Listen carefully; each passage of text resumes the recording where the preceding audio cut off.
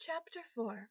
A few months after I discovered a losing, Mother and Father sent Rita to finishing school in the Carrion town of Jen. Their notion was that a refined young woman would raise the tone of the inn. I understood. Why spend money on the ugly sister, who stayed out of sight as much as possible? Why spend money on the ugly sister, when no amount of finishing would alter her fate? I felt hurt anyway. For a day and a half I hated my family and everyone else, and myself most of all. Then I forgave them, but I didn't forgive myself. Arita didn't want to go. She wept as she packed. I was folding her hose. I sang, "Everything will be mildewed by the time you get there." She laughed and mopped her tears with a table napkin. She sang back, "I can't help it. I'll miss you. Nobody hugs the way you do." You'll have too many new friends to miss anybody. I illused a succession of creatures from different parts of the room, singing, "Have fun at finishing school," and "I'll be waiting for you," and "I love you."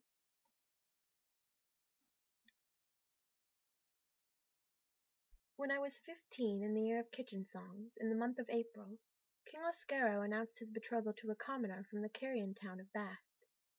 She was the daughter of a wealthy silversmith. Her name was Ivy in Eorthian. She was 19, and the king was 41. She'd never visited Eortha. The king had met her in Bath, and had conducted his courtship there.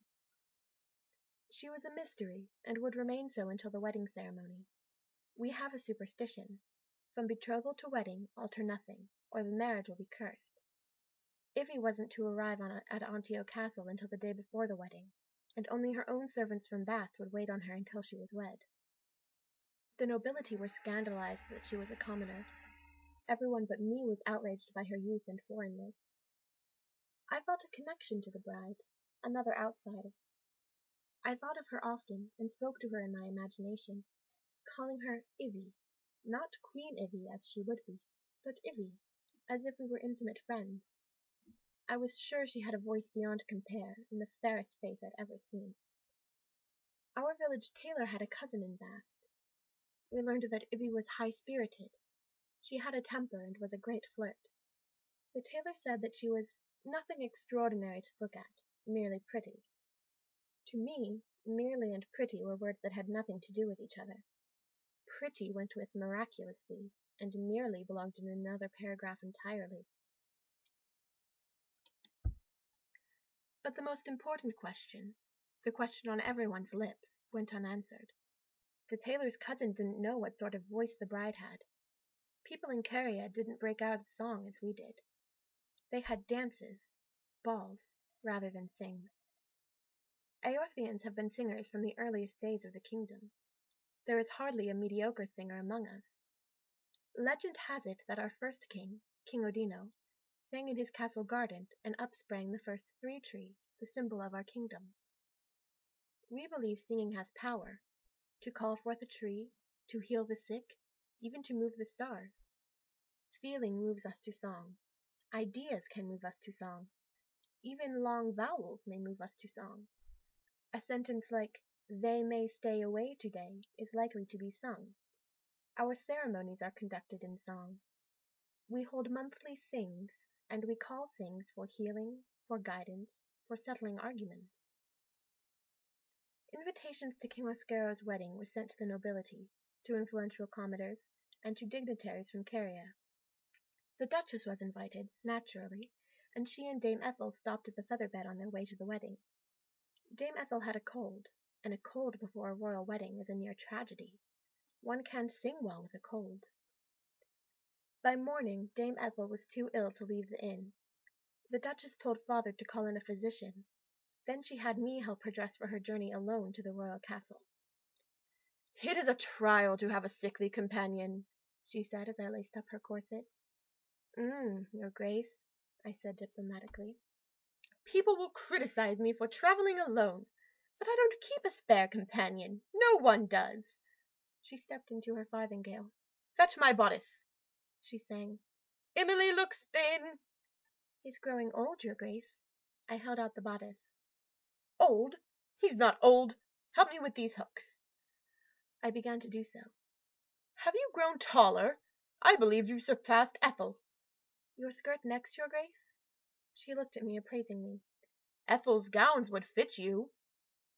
Occasionally, guests gave cast-off clothing to Mother. Dame Ethel's gowns were clownish. I demurred. Thank you, but... Not to keep? To wear to the wedding. Whose wedding, your Grace? Asa! I thought you were less thick-headed than most peasants. I'm sorry. I gasped. The King's wedding? Your Grace! The King's wedding? I was terrified. There would be hundreds of strangers at the castle, hundreds of staring strangers who'd never encountered anyone as ugly as I was. But I wanted to see Ivy and the King, and hear the singing.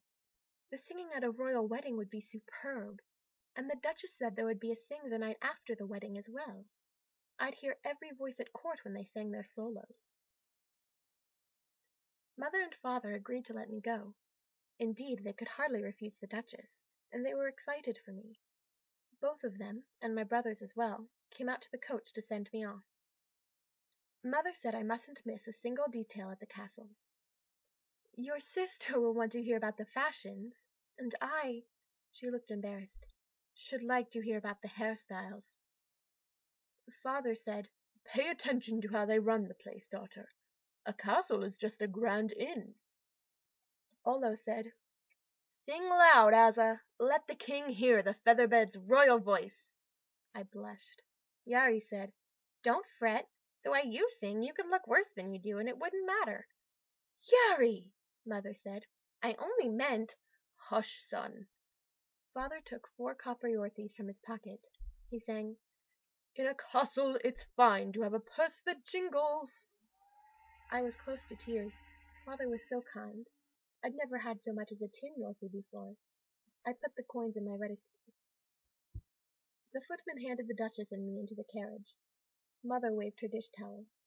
The carriage door closed. The Duchess leaned back against the brocade seat. It's a shame you're so... She trailed off, then resumed on Yari's theme. With your voice, if you were pretty, this trip might be the making of you.